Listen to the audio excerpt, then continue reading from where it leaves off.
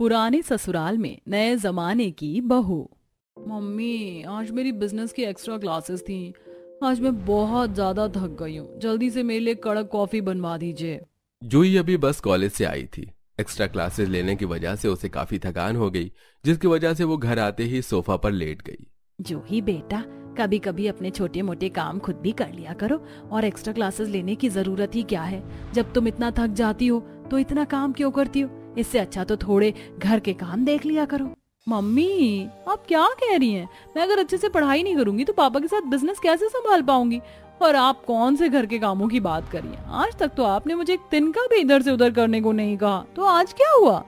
बात को समझो जूही, तब तुम बच्ची थी, लेकिन अब तुम्हें अपनी जिंदगी में थोड़े बदलाव लाने होंगे।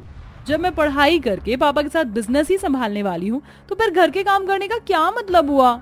जूही गुस्सा करते हुए अपने कमरे में चली गई और उसकी माँ बेबस खड़ी रह गई। जूही अमीर घर की इकलौती और बड़े ही नाजों में पली बड़ी बेटी थी, जिसने आज तक घर के एक काम को भी हाथ नहीं छुआ था।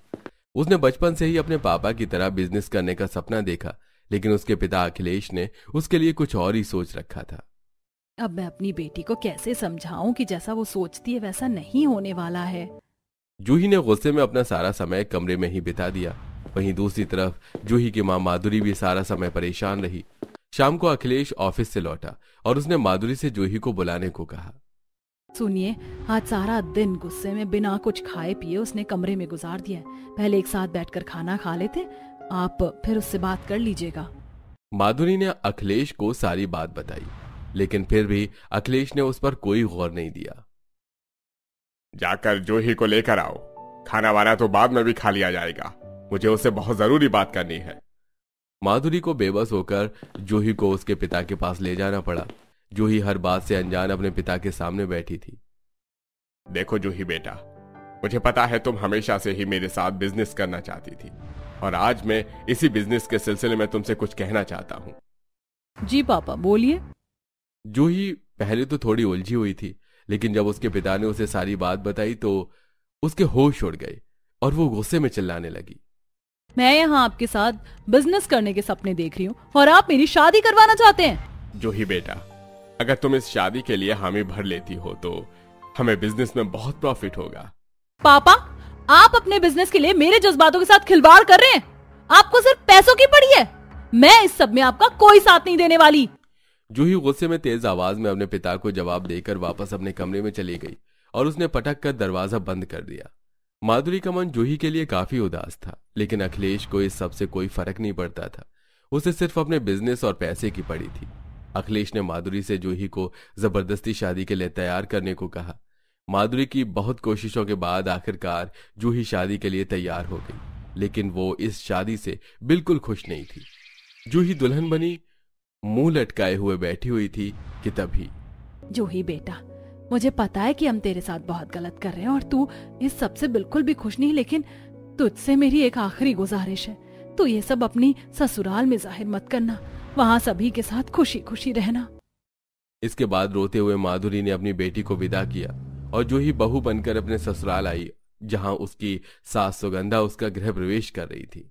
रुक जा बहू, तेरा गृह प्रवेश तो हो गया, लेकिन पहले मैं तेरी नजर उतार दूं, उसके बाद ही तू घर में आना। इतनी सुंदर लग रही है दुल्हन बनके, न जाने बाहर से कितनी बलाएं पीछे लगा कर आई होगी। नजर, ये लोग अभी भी इस सब में विश्वास करते हैं। इसके बाद सुगंधा ने कुछ सूखी लाल मिर्च से जूही की नजर उतारी और उन्हें जला दिया, जिससे पूरे घर में धसक फैल गई और सब खांसने लगे। धसक उठ रही है। अच्छा है, बहू को किसी की नजर नहीं लगी। इसके बाद जूही की नंद रीमा उसे उसके कमरे में ले जाने लगी। जूही ने देखा कि उनके घर में सब कुछ बिल्कुल पुराने जमाने का जैसा था। फर्श की जगह मिट्टी का आंगन, लाइटों की जगह लालटेन, डिबिया, दिए और मोमबत्तियां जल रही थीं, और साथ में घर में कोई भी सुविधा की चीजें नहीं थी।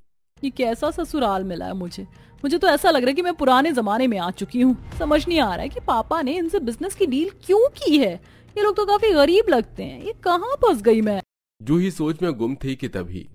भाभी, ये रहा आपका कमरा। चलो, कम से कम मुझे अब आराम करने का मौका मिलेगा। शुक्रिया रीमा। इसके बाद रीमा वहां से चली गई और जूही जैसे ही दरवाजा खोलकर अपने कमरे में गई तो उसे अपनी आंखों पर विश्वास नहीं हुआ। उसके कमरे में भी सिर्फ मोमबत्तियों से उजाला किया हुआ था और साथ ही कमरे में उसके दहेज की एक चीज नहीं थी। ये क्या, यहाँ तो मुझे दहेज में मिला एक भी सामान नहीं, ना बेड है, ना ड्रेसिंग, ना सोफा, ना एलईडी, कुछ भी नहीं। लगता है रीमा मुझे गलत कमरा दिखाकर चली गई। अरे जूही, तुम इस तरह कमरे में क्यों खड़ी हुई हो? रंजीत, देखो जरा, यहाँ तो मेरे दहेज का एक भी सामान नहीं है। क्या ये सच में हमारा ही कमरा है? हाँ जूही, ये हमारा ही कमरा है। हमें दहेज की जरूरत नहीं थी, इसलिए हमने सारा सामान वापस लौटा दिया। तुम अलमारी से दरी निकालकर बिछा लो और सूती चादर ओढ़कर आराम कर लो। क्या? मुझे जमीन पर सोना होगा? और यहाँ तो एसी, कूलर, यहाँ तक कि छोटा सा पंखा भी नहीं है। ऐसे में इतनी गर्मी में कैसे सो पाऊंगी? ज्यादा बहाने मत बनाओ जूही, हम इसी तरह रहते हैं और अब तुम इस घर की बहू बन चुकी हो, तो तुम्हें हमारे तौर तरीके और रीति रिवाजों का पालन करना होगा। इस पर जूही उसे जवाब देने वाली थी, लेकिन उसे अपनी माँ की बात याद आ गई और उसने चुपचाप रणजीत की बात मानी और फिर दोनों के लिए कच्ची जमीन पर दरी बिछाई और उस पर लेट गई। जूही को जमीन पर पूरी रात नींद नहीं आई। वहीं उसकी सास ने सुबह 5 बजे ही उठा दिया। मम्मी जी, अभी तो 5 ही बजे, इतनी जल्दी क्यों उठा रही हैं? सबसे पहले तो मुझे माँ जी कहकर बुलाओ, और हमारे यहाँ सभी इतनी ही जल्दी उठते हैं। आज तुम्हारी पहली रसोई है और तुम्हें बहुत से काम करने, इसलिए जल्दी से हाथ मुंह धोकर रसोई में आ जाओ। जूही हाथ मुंह धोने के लिए बाथरूम में गई तो उसने देखा कि वहां ना तो ब्रश था, ना ही टूथपेस्ट, साबुन, शावर और बाथरूम के और बाथटब के नाम पर भी कुछ मिट्टी के मटके रखे हुए थे। जूही खड़े होकर उन्हें देखने लगी। ये किस तरह का बाथरूम है? भला मैं यहाँ कैसे हाथ मुंह धोऊं? और मैं दांत कैसे मांजूंगी? मुझे तो कुछ भी समझ में नहीं आ रहा है। ऊपर से कितना अंधेरा है, मुझे तो यहाँ डर लग रहा है। जूही को वहां खड़े खड़े काफी देर हो गई। ये देख सुगंधा वहां पहुंची। बहू, इतनी देर से स्नान घर में खड़ी हुई क्या कर रही है? क्या तुझे अपनी पहली रसोई की रस्म नहीं करनी? मम्मी जी, मेरा मतलब माँ जी, देखिए ना, यहाँ तो कुछ भी सामान नहीं है।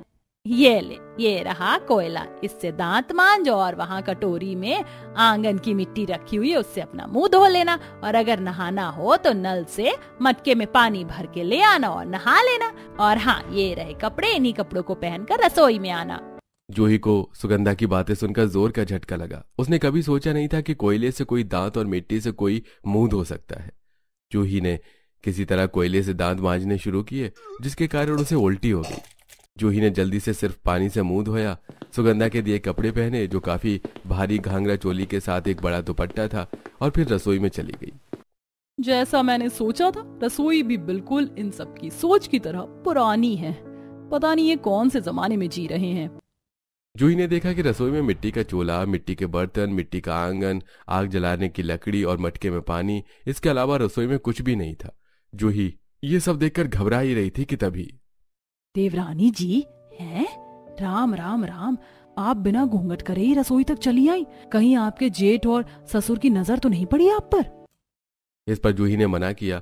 फिर ज्योति ने उसका घूंघट किया, जो कि जूही को काफी अजीब लगा, और फिर उसे पहली रसोई का खाना बनाने की शुरुआत करने को कहा। देवरानी जी, सबसे पहले आपको लकड़ियों से आग जलानी होगी, उसके बाद मैं आपको बताऊंगी कि क्या करना है। लेकिन भाभी, मुझसे तो लकड़ियों से आग जलानी नहीं आती, मैंने ऐसा कभी नहीं किया। अरे हाँ, मैं तो भूल गई कि आप तो मॉडर्न घर से आई हैं, आपसे कहाँ कुछ करना आता होगा। जब नौकर घर में काम करते हो तो अमीरजादियां तो ऐश करेंगी ही। भाभी, भले ही मैं मॉडर्न घर से आई हूँ, जिस तरह आजकल की अमीर लड़कियां होती हैं मैं भी वैसी ही हूँ, लेकिन फिर भी मैं आपके तौर तरीकों को समझने की पूरी कोशिश कर रही हूँ, इसलिए आप इस तरह की बातें ना करें। इस पर ज्योति ने मुंह बना लिया। थोड़ी देर बाद जूही ने लकड़ियों से आग जलाने की कोशिश की, लेकिन उससे आग नहीं जल पाई। आपसे तो अभी तक आग भी नहीं जल पाई। इस तरह तो दोपहर का खाना बनने में ही रात हो जाएगी। लाइए, मैं खाना बना देती हूँ, आप सिर्फ उसमें चम्मच चला देना। वैसे भी आपसे और कोई उम्मीद नहीं की जा सकती। इतना कहकर ज्योति ने खाना बनाना शुरू किया। जूही खड़ी खड़ी उसे देख रही थी। ज्योति ने लकड़ियों से आसानी से आग जलाई और मिट्टी के बर्तन में सब्जी बनने को रखी। साथ ही उसने उसी चूल्हे पर रोटियां भी बनाई, जिस पर उसने घी लगाया, और सब्जी में भी उसने ढेर सारा घी डाला। जूही को यह सब देखकर उल्टी आ रही थी। सारा खाना बनने के बाद जूही ने खाने में चम्मच चला और फिर दोनों बहुएं खाना लेकर वहां पहुंची, जहां सभी ससुराल वाले चटाई पर बैठकर खाने का इंतजार कर रहे थे। बहू, खाना बनाने में इतनी देर कैसे लग गई? हाँ, और इतनी देर में तो सिर्फ ये बना कर लाई है? आज से पहले कभी भी हमारे घर में खाना बनने में इतनी देर नहीं हुई। घर की औरतें काम करने का समय का पता होना चाहिए। माफ कीजिएगा पिताजी, देवरानी जी अभी घर में नहीं है, इसलिए उनसे काम जल्दी नहीं हो पाया। धीरे धीरे वो सब सीख जाएंगी। ये क्या, ये तो घर रखी बहुओं को नौकरानियों की तरह ट्रीट करते हैं। जो भी हो, मैं खाना खा लेती हूँ, वैसे भी मुझे बहुत भूख लगी है। जूही वहीं सबके साथ खाना खाने बैठ गई। बहू, ये क्या कर रही है? हमारे घर की बहुएं इस तरह सबके साथ बैठकर खाना नहीं खाती। जल्दी से उठ यहाँ से। ये भगवान, ये लड़की घर में कुछ अनहोनी करवा कर रहेगी। इस पर जूही तुरंत खड़ी हुई और ज्योति उसका हाथ पकड़ के वापस रसोई में ले गई। देवरानी जी, आप भी कांड पे कांड किए चली जा रही हैं। इस घर की बहू सिर्फ रसोई में खाना खाती है, और वो भी सभी के खाना खाने के बाद। मन तो कर रहा है अभी पुलिस को बुलाकर एक एक को अरेस्ट करवा दूं। खुद तो जमीन पर बैठकर खाना खा रहे हैं, ऊपर से बहू इनके साथ बैठ जाए तो इनकी शान घट रही है। सच में इनकी तानाशाही का तो कोई ठिकाना ही नहीं है। कुछ देर बाद खाना खाकर सुगंधा ने जूही को शगुन में 10 तोले सोने का हार दिया। ये लो, वैसे घर में एक चीज की सुविधा नहीं, और शगुन में सोने का हार, वो भी इतना भारी। इन लोगों के पास पैसा तो है, लेकिन उसका इस्तेमाल करना इनसे बिल्कुल नहीं आता। कुछ देर बाद जूही रसोई में ज्योति के साथ खाना खाने बैठी। उसने निवाला मुंह में रखते ही थूक दिया। थू थू थू थू, ओह माय गॉड, ये कैसा खाना है? इसमें तो किसी भी चीज का स्वाद नहीं है, सिर्फ घी ही मुंह में घुल रहा है। मुझे तो उल्टी हो जाएगी इसे खाकर। भाभी जी, क्या मैं बाहर से चिकन मंगवा कर खा सकती हूँ? हे भगवान, हमारे यहाँ तो लहसुन प्याज और दूध का परहेज किया जाता है। ऐसे में छी छी छी छी छी, मैं तो नाम भी नहीं लूंगी। भगवान माफ करे। देवरानी जी, अब तो आपको यही खाना खाना होगा। अब अपने मायके का खाना भूल जाइए। जूही का ससुराल में आकर जीना, खाना पीना, सोना सब दूभर हो चुका था। कहाँ वो अमीर घर की नाजों में पली बेटी आज ऐसे ससुराल में अपने दिन रात गुजार रही थी। सिलसिला ऐसे ही जारी था। धीरे धीरे जूही ने चूल्हे पर खाना बनाना शुरू किया, लेकिन बदले में सिर्फ उसके हाथ जल जाया करते। कोयले से दांत मांजने की वजह से उसे रोज सुबह उल्टी हो जाती। उसे जमीन पर बिना एसी कूलर के सोना पड़ता और सुबह 5 बजे उठकर घर का काम करना पड़ता। एक दिन जूही सिल पर चटनी पीस रही थी।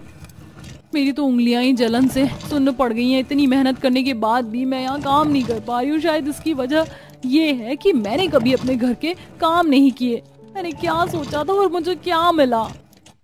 सोचने की वजह से जूही की उंगलियां अचानक बट्टे के नीचे दब गई और वो जोर से चिल्लाई। आवाज सुनकर ज्योति और सुगंधा वहां पहुंची।